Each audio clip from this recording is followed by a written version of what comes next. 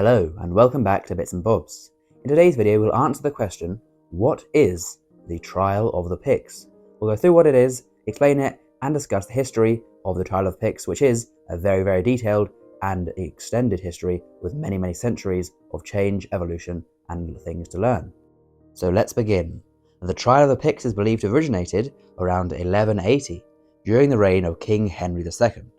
At that time, Henry ordered a new form of trial to ensure various forms of money adhered to the required standards of the time.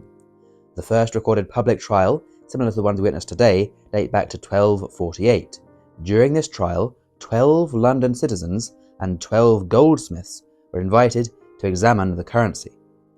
So the Trial of the Picts is an annual event that takes place every year and ensures newly minted coins from any era, so they would have been new back in the 1200s when the coins were new, and still today are new coins. They are inspected to ensure they conform to their specified dimensions and fineness. Although coin quality is now tested throughout the year under laboratory conditions, the historic Trial of the Picts still takes place every year in the Hall of the Worshipful Company of Goldsmiths in London.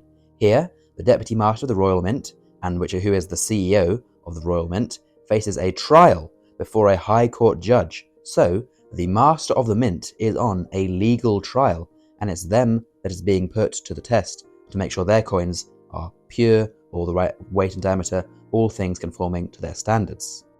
Going back now, in 1279, the Red Book of the Exchequer outlines the procedures for the regular trials. The Master of the Mint, as I say, becomes liable for the currency of the coins being inspected and responsible for any failings that the coins may be flagged on. The coins are placed in a box back then, or they were in 1279, are placed in a box with two keys, one held by the master and the other by the warden.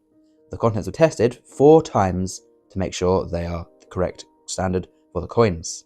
Then, a few years later, in 1282, during the reign of King Edward I, ensured all coins throughout the whole realm were tested by an Act of Parliament, which was therefore making this a lawful procedure.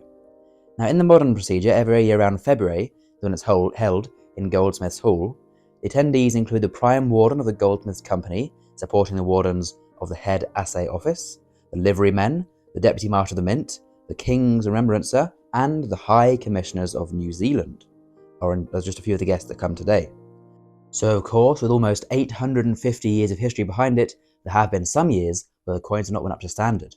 The most famous of which is actually where the coins were, but they were believed not to have been.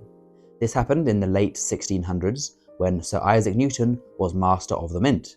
So then his coins, he was on trial, so then his coins were put onto trial by the Trial of the Picts, and the gold coins were found to be underweight, therefore meaning not enough gold was in these coins. However, Isaac Newton was sure that the coins were the best, and because he was working at the Royal Mint to ensure the Royal Mint's coins were the best in the world, and he was fully sure of this and thought something was off. It is reported he got quite angry and annoyed to be accused of such a vast crime to making underweight gold coins. However, he then proved by a series of tests that the scales they were using to weigh these coins were in fact the things that were off, and his coins, when tested by a new pair of scales, were exactly accurate within the point of a millimeter or the gram difference, the finest coins in the whole world as he had aimed for.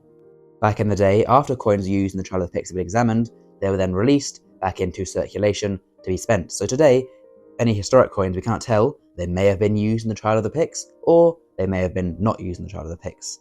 However, today, the Royal Mint keeps every single coin used in the Trial of the Picts and sells them as that. So collectors can buy quite a rare coin, one of only a few that would have been used of that type in the Trial of the Picts. They have them graded by companies and ensured, the quality and the actual truth that they were the specific coins used in the Trial of the Picts. So collectors can now own a coin used in this historic 850-year-old ceremony. So a cool thing for the Royal Mint to do to allow collectors this opportunity today, although they are very pricey.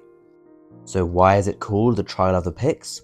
Well, the word Picts comes from the Latin word pixis, or small box, in this case referring to the small chests used to transport the coins back and from the Royal Mint to the Goldsmiths Hall where they were assayed and checked and everything, and the trial took place. Especially back in the day, the Trial of the Picts is a very important legal trial, as of course it tests that all coins are up to specifications of royal proclamation, and breaking a royal proclamation back in the day could have ended up with the loss of a head. It is fair to say now that if the Royal Mint coins are a bit off weight or diameter or so, heads would probably not roll, but of course it is always making sure the Royal Mint is on their toes, keeping the coins to the highest possible quality. And that's for the future of the Royal Mint and for the future of the Trial of the Picts. It looks to be going on very strong as it's taking place this year, 2024, in February once again, and all coins have passed with flying colours as the Royal Mint continues to lead the way in coin quality, fineness, and dedication to accuracy. So there we go. Thank you for watching. Please, of course, do like and subscribe if you've enjoyed, and we'll see you again soon for some more coins in the future on Bits and Bobs. Bye for now.